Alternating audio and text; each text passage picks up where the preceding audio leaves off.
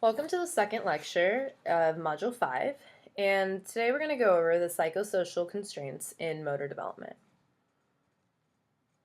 Just a quick outline, we're going to talk about psychosocial influences, these being self-esteem, emotions, attributions, and motivation, and we're going to touch on adult participation. Psychosocial influences include the interaction of an individual with the environment. So basically we're looking at functional constraints with environmental or sociocultural constraints. And these tie in emotions, perceived ability, as well as personal attributes. So it has to do with what the person believes that they can do, as well as what the environment tells them that they can do. To first define some concepts, self-esteem is the self-evaluation of individual capability, significance, success, and worth. It's a pretty general term, and the specific domains within self-esteem are social, academic, and physicals. A person's belief in correctness of self-evaluation are more important than accuracy of self-evaluation. So these specific domains of self-esteem, social being that I believe that I can socially interact with people. Academic, having good self-esteem academically would be, for example, I believe that I can do well on this test. Physical would be I believe that I can run 3 miles or something, for example. So self-esteem is influenced by social interactions as well as emotions. Some of the social interactions include parental appraisal, comparison with others, teachers or coach feedback. Emotions include personal enjoyment, pride, excitement with success, and disappointment, stress with failure. So you can see that the emotions are more personal and individually driven, and the social interactions tend to be more externally or socially driven. And these both contribute to the self-esteem. So the development of self-esteem is really dependent on age. So for children under 10, they are really dependent on feedback and appraisals from parents as the primary source. Although other comparisons can begin at age 5. For example, if a child will see themselves next to, I don't know, their cousin, for example, and they'll see, oh, my cousin can do a flip, I cannot do a flip, around age 5, but they're very dependent on their parents up till that point. Children over 10 depend on appraisals and comparison with peers more so to determine physical competence. So it'll be Johnny can kick a ball so far, I cannot, or comparing yourself. And young children are not as accurate as adolescents in self-evaluations. The development of self-esteem from social interactions comes from the feedback and appraisal from teachers and coaches, and these influence the self-esteem of children of all ages. These tend to be a secondary source, and positive comments can increase self-esteem if they're specific and related to performance. So just a general great job, that's awesome, really doesn't help improve the self-esteem, but rather pointed, exact terminology to exactly what a child did will help improve the self-esteem of a child. Emotions. Well, this is going into the individual characteristics. Emotions associated with participation in sport and physical activity affect self-esteem development.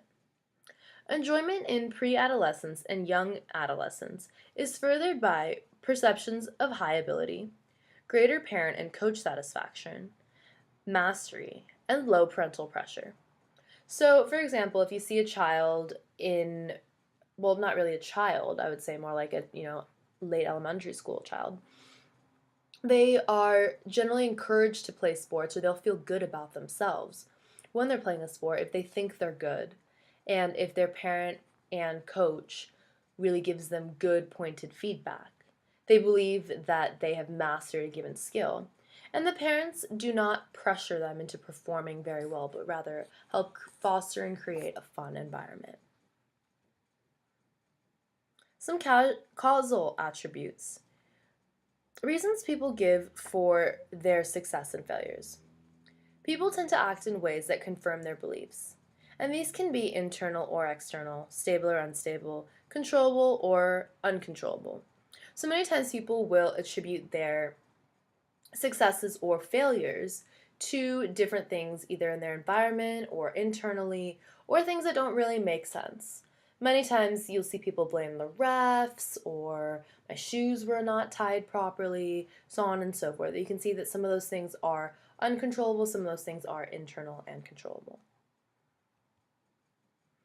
So, when talking about causal attributes, people with high self esteem tend to generally attribute their successes and failures more internally to more stable factors and more controllable factors, indicating that they're responsible for their own success and failure, and their outcome influencing factors are consistent from one situation to the next, and the person is in control of the outcome influencing factors.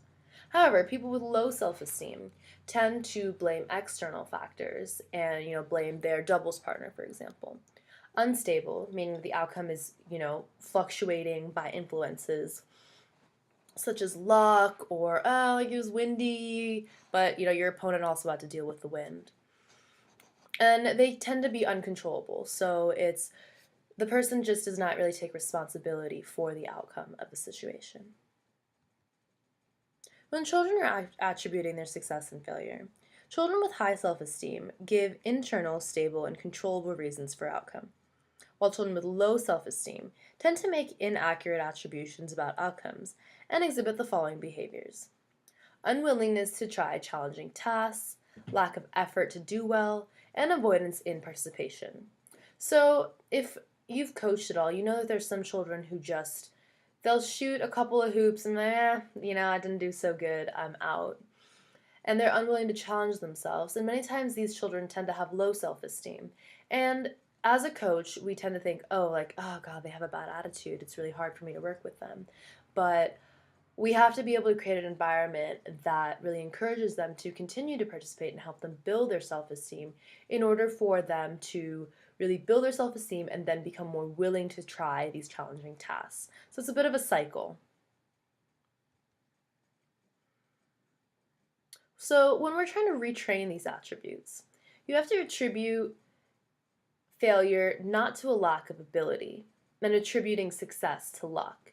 These tend to be really negative attributions, but instead, you have to emphasize improvement through effort, emphasize improvement through continued practice, provide progressive learning experience, encourage goal setting, and give accurate feedback in order to properly retrain negative attributions that are not necessarily true.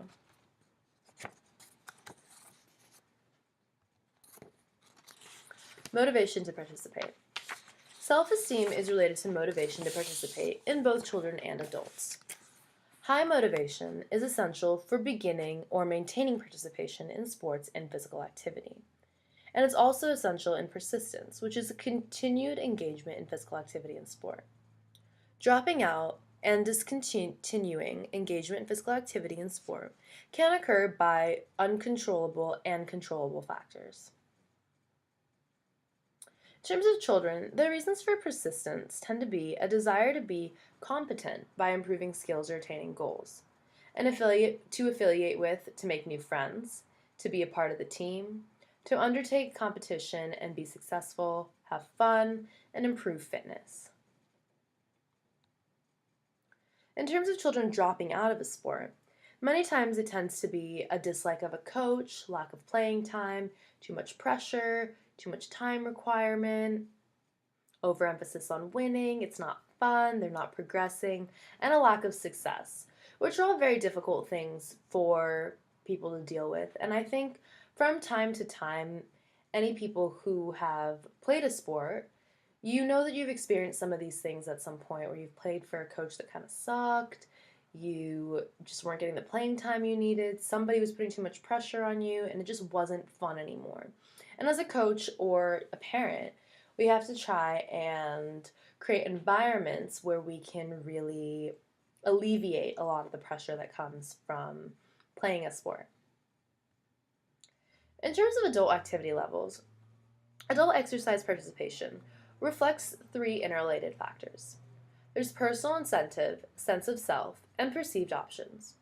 Personal incentives are desire to demonstrate mastery, compete with others, receive recognition, maintain health, cope with stress, and to improve fitness. Sense of self is particularly in regard to self-esteem. And perceived options is the opportunities a person has in a given situation. So we can see that personal incentives, sense of self, and perceived options kind of create this model that contribute to adult exercise participation. Adult participation may be limited by the following factors. So stereotypes for appropriate activity levels, limited access to facilities and programs, childhood experiences, concern over limitations on exercise, a belief that exercise is harmful to health, a lack of role models, and a lack of knowledge about appropriate exercise programs. So I can tell you guys personally, I've made a transition from being a college athlete to basically being a full-time PhD student. And some of the things that limit me in my participation in physical activity is the limited access to facilities and programs. Before, I always had my coaches and trainers tell me exactly what to do. I had a really nice collegiate gym that I could go work out in, and I would do all these things. In terms of my childhood experiences, I was a very early specializing athlete, so I started playing only tennis by the time I was probably 8. And so I don't really have the ability to play in a lot of the rec leagues that my friends are playing in. Like, oh, join the soccer rec. I'm like, I can't because I literally don't know how to play soccer. So we can see if we think about these as we're kind of transitioning into adulthood and making our own decisions about our physical activity, we can really see how some of these can play a role in limiting our participation in sport. So to wrap up this lecture, physical activity has been proven beneficial for all ages. Participation in physical activity reflects motivation to participate, and motivated people at all ages tend to have higher levels of self-esteem. And self-esteem can be improved through efforts of peers, teachers, coaches, and significant others. This wraps up our lecture, and please let me know if you have any questions about anything at all.